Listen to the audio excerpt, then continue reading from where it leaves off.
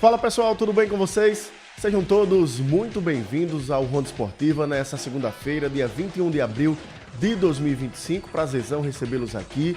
A gente tá todos os dias batendo aquele papo sobre esporte e hoje, como sempre, a gente sempre vai trazer esse bom bate-papo sobre futebol, principalmente com cada um de vocês. Vamos começar falando do Galo da Praia. O CRB venceu a equipe do Volta Redonda na quinta-feira pelo placar de 1-0, mas ontem acabou conhecendo a sua primeira derrota na Série B. Na quarta rodada da Série B, o Galo foi derrotado pela equipe do Atlético Paranaense, fora de casa, pelo placar de 2-0. Um resultado normal, nada extraordinário, né? Tava na conta que poderia acontecer isso, não quer dizer que a direção do Galo estava contando já com essa derrota, mas estava na matemática que era uma partida difícil do Galo conseguir somar pontos, e assim, é importante a gente destacar que é muito difícil qualquer outra equipe da Série B conseguir ir lá a Curitiba e conseguir trazer pontos. Então é uma matemática que estava na soma aí do time do CRB, essa derrota. Não é nada de terra arrasada, o Galo está bem na competição, começou surpreendendo, inclusive fez um bom jogo diante da equipe do Atlético Paranaense,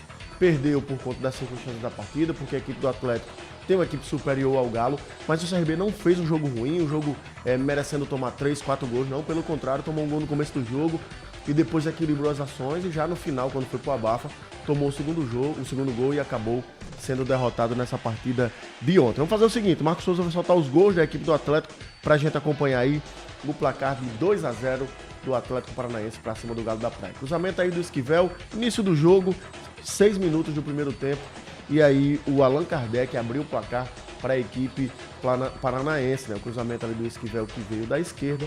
O Allan Kardec é matador, né? Se antecipou a jogador do Galo, que estava estreando, inclusive o zagueiro ali, e abriu o placar para a equipe do Atlético Paranaense. Aí já reta final do segundo tempo, 36 minutos do segundo tempo, uma jogada ali também pelo lado esquerdo. O Renan Peixoto recebeu a bola, cruzamento que veio do fundo e só escorou para o gol para fechar o placar, fazendo 2-0 para a equipe paranaense diante do Galo da Praia. Mais uma vez a jogada aí, grande passe aí por cima da zaga do Galo, e aí o cruzamento que veio para trás e o jogador do Atlético Paranaense só escorou para garantir essa vitória para a equipe do Atlético Paranaense, que inclusive ultrapassou o CRB na classificação. Então aí fica o lamento, né, pela derrota, mas é aquela ponta de esperança no torcedor gatiano, porque como eu disse, o CRB não fez um jogo ruim, o CRB fez um jogo de razoável para bom. Lógico que não fez por onde merecer um resultado diferente, porém o jogo foi relativamente equilibrado. O Atlético foi superior, o CRB chegou pouco ao ataque, mas assim entendo que não fez um jogo ruim a equipe regatiana. Vamos aos resultados dessa rodada de número 4, inclusive temos jogos hoje e amanhã para fechar a rodada, então tá aí. O Operário empatou com o Paysandu em 0-0, o Vila Nova venceu o Botafogo de São Paulo por 2-0, o Chapecoense venceu o Atlético por 1-0, o Atlético Paranaense venceu o CRB por 2-0, jogo esse que comentamos. O América Mineiro venceu o Goiás por 1-0, o América também ultrapassou o CRB na classificação. Teremos hoje 3 partidas. O Amazonas enfrenta o Avaí às 18 horas, às 19 Novo Horizontino e Criciúma, às 21h30 teremos Remo e Coritiba, e fechando a rodada amanhã, 19h30, Atlético Goianiense e Cuiabá, e o Volta Redonda às 20 horas enfrenta a equipe da Ferroviária para a gente fechar a rodada de número 4 da Série B do Campeonato Brasileiro. Vamos à classificação de momento, lembrando que ainda temos pelo menos 5 jogos aí para fechar a rodada. O Atlético Paranaense lidera com 9 pontos, o América Mineiro é o segundo também com 9, o CRB é o terceiro com 9 pontos também. Detalhe que o CRB está na terceira posição por conta do saldo de gols, mas em termos de pontuação está igual tanto ao Atlético como ao América Mineiro. O quarto é o Vila Nova com 7, o quinto o Cuiabá também com 7, o sexto o Coritiba com 7 também, o Goiás também tem 7 pontos na 7ª posição. Com 6 vem a Chapecoense na 8ª posição. O Remo é o 9º colocado com 5 pontos, com 5 também a Ferroviária na 10ª posição. 11º é o Avaí com 5, 12º o Novo Horizontino também com 5. 13º o Atlético Goianiense com 4 e o Operário, que é o 14º, também tem 4 pontos. 15º o Criciúma com 3, 16º o Botafogo de São Paulo com 2. Abrindo a zona de rebaixamento, nós temos o Amazonas com 1 ponto somado, o Paysandu é o 18º também com 1 ponto, o Volta Redonda e o Atlético são os dois lanternas da competição, que não somaram nenhum ponto até o momento, essas duas equipes que o Galo já enfrentou e venceu essas duas equipes que estão na lanterna da competição aí. Então, como eu disse, ainda faltam 5 jogos acontecerem. pode mexer um pouco aí ainda com essa tabela, né? O Galo, pelo que eu me lembro, não perde a posição na tabela, mesmo com o fechamento dessa rodada. Então foi importante para o Galo permanecer ali no G4, mesmo com essa derrota. E aí vai com tudo no próximo jogo, no sábado, diante da equipe do Paysandu, também fora de casa. Outro jogo difícil o Galo vai fazer, mas eu entendo que a equipe do Paysandu é uma equipe inferior ao Atlético Paranaense. Esse jogo sim dá para o Galo trazer pontos lá de Belém. Quem sabe uma vitória, né? Que seria sensacional para o Galo, mas se não conseguir a vitória, eu entendo que o empate é um bom resultado para voltar a jogar nos seus domínios aqui no estádio de Pelé e conseguir as vitórias que o Galo sempre precisa, principalmente quando é empurrado pela grande massa do Galo da Praia. Vamos falar agora de Série D. Tivemos estreia das duas equipes alagoanas que estão disputando a Série D. Penedense e Asa entraram em campo aí, dando esse primeiro passo numa caminhada longa e difícil da Série D, buscando o acesso para a Série C. O Penedense não foi muito bem, acabou empatando em casa pelo placar de 0-0 diante da equipe do Barcelona de Ilhéus. Fez até um bom jogo, teve as melhores chances na partida, mas não fez o suficiente para abrir o placar e conseguir a primeira vitória na competição. Mas quem jogou fora de casa e conseguiu um excelente resultado, a vitória mais elástica do seu grupo, foi a equipe do Asa, né? O Asa venceu a Juazeirense fora de casa pelo placar de 3-0. Resultadaço pro Asa de Arapiraca. Como eu disse, jogando fora de casa, você vencer, a meu ver, uma das equipes mais difíceis de você jogar fora da competição, que é a equipe da Juazeirense, que está aí na Copa do Brasil, dando trabalho para as equipes que vão jogar fora de casa. Por exemplo, o CSA jogou com a Juazeirense aí nesse mesmo estádio pela Copa do Brasil, pela Copa do Nordeste. Quando eu disse Copa do Brasil é apaga, é Copa do Nordeste.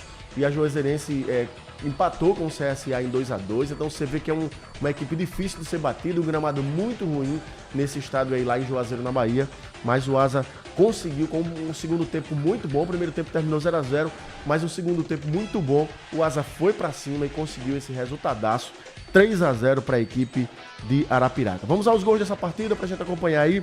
O Júnior Viçosa abriu o placar para a equipe do Asa, uma roubada de bola depois da pressão ali do Asa, o rebote da trave. O Júnior Viçosa só escorou de cabeça para abrir o placar para a equipe do Asa. 2 minutos do segundo tempo, Júnior Viçosa de cabeça abrindo o placar para a equipe do Asa, toda a comemoração. O segundo gol do Asa nasceu de um lateral que originou um pênalti, tá aí, ó. O jogador do Asa foi tocado na perna de trás ali pelo zagueiro da Juazeirense. O árbitro muito bem posicionado, marcou o pênalti. Thiago Alagoano, aos 27 minutos do segundo tempo, bateu com muita categoria, muita tranquilidade para fazer 2-0 para a equipe do Asa aí já na reta final do segundo tempo. E aí, o gol que selou essa vitória do Asa, Marcelo Toscano estreando no rebote do goleiro que falhou ali, a bola ia até entrar, já ia tomando um frangaço ali o goleiro da Juazeirense.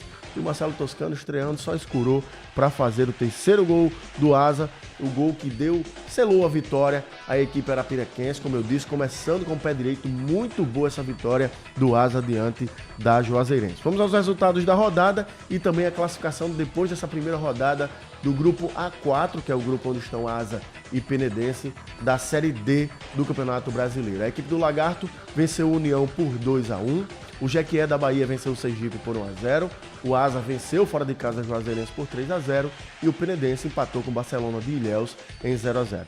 Ao final dessa primeira rodada, o Asa lidera com 3 pontos, o saldo de 3, por conta dessa vitória muito boa. O Lagarto é o segundo também com 3 pontos, Jequié é o terceiro com 3 pontos. A partir daí temos as equipes que empataram, né? O Barcelona de Ilhéus com o Penedense, cada um com um ponto somado. Na sexta posição vem a equipe do União, em sétimo Sergipe, e oitava Juazeirense, as equipes que não somaram pontos até o momento. Então, desde já a gente deseja boa sorte ao Asa, boa sorte ao Penedense, que agora vai jogar fora de casa. A gente torce que ele recupere esses pontos que não conquistou lá no estádio Alfredo Lee, e torcer para que o Asa, que vai jogar em casa agora, consiga a segunda vitória e quem sabe engata aí vitórias seguidas para começar com o pé direito, começar bem essa difícil competição que é a Série D. E quem joga hoje à noite, fechando a segunda rodada da Série C, é o Azulão do Mutange, que vai até Natal enfrentar a equipe do ABC. Jogo esse às 19h30, jogo dificílimo que o CSA vai enfrentar na noite de hoje, lá no Frasqueirão em Natal. Mas a gente sempre fica na torcida que o CSA consiga vencer. Não venceu aqui no primeiro jogo diante da Anápolis, ficou no empate e agora vai buscar recuperar esses pontos perdidos fora de casa. Não vai ser fácil, mas a nossa torcida é que dê tudo certo para o Azulão. Hoje à noite, 19h30, lá no Frasqueirão em Natal. A arbitragem para esse confronto definida. O Marcos Souza colocou na tela aí. O árbitro será o trio, na realidade, todo pernambucano. Michelangelo Martins de Almeida Júnior será o árbitro. E os dois assistentes, a assistente de número 1, Carla Renata Cavalcante de Santana. E o assistente de número 2, Bruno César Chaves Vieira. Lembrando, nessa fase da Série C, não temos árbitro de vídeo, sempre faço questão de dizer, tudo vai ser decidido dentro de campo. A gente deseja boa sorte aí ao trio pernambucano, que não prejudique principalmente o Azulão do Mutange na noite de hoje. CSA, provável azulão que vai a campo hoje, Marcos Souza vai colocar na tela pra gente acompanhar. Gabriel Félix é o goleiro, Felipe Albuquerque lateral direito, Betão e Marcão a dupla de zagas e o Enzo na lateral esquerda. CSA hoje vai muito provavelmente com Camacho e Nicola de volantes.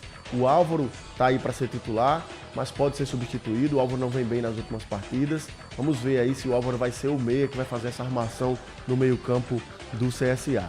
Trio de ataque, Robinho ou Marcelinho, Igor Bahia e Guilherme Cachoeira. Esse é o time, o provável azulão do técnico Igor Magalhães, que vai a campo hoje à noite diante da equipe do América de Natal. Vamos ver os resultados da segunda rodada da Série C, tanto os resultados que já tive, das partidas que já tivemos e também das partidas que acontecerão hoje à noite. O Marcos Souza vai colocar na tela aí. O Náutico empatou com o Botafogo da Paraíba em 0-0, Ponte Preta venceu o Retrô por 1-0, o Anápolis, que havia estreado empatando com o CSA, que acabou perdendo em casa para o Ituano por 1-0. O Ipiranga venceu o Itabaiana por 3-2. O Floresta perdeu em casa para o Londrina por 2-0. Londrina, que é o líder da competição, com essa vitória diante da equipe do Floresta. O Confiança venceu o Caxias por 2-1. O Marigá venceu o São Bernardo por 1-0.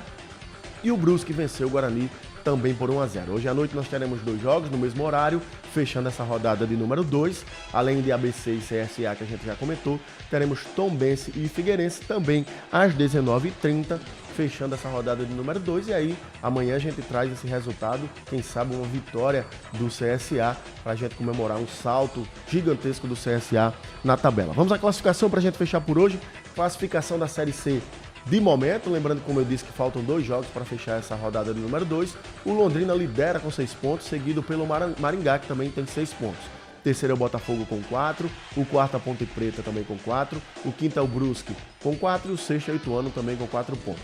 Com 3 pontos nós temos o Itabaiana na 7ª posição, o Caxias na 8ª, o Ipiranga na 9ª e o Confiança na 10ª posição. Com 1 ponto nós temos o ABC na 11ª, o CSA na 12ª, o Figueirense na 13ª, o Tombense na 14ª, a Anápolis na 15ª, o Náutico na 16ª, o São Bernardo abrindo a zona de rebaixamento na 17ª e o Retrô na 18ª.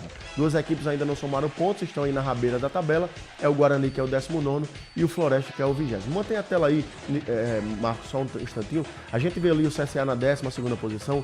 Caso o CSA vença hoje, ele vai somar 4 pontos, né? Mais o ponto que ele tem, os 3 da uma possível vitória hoje.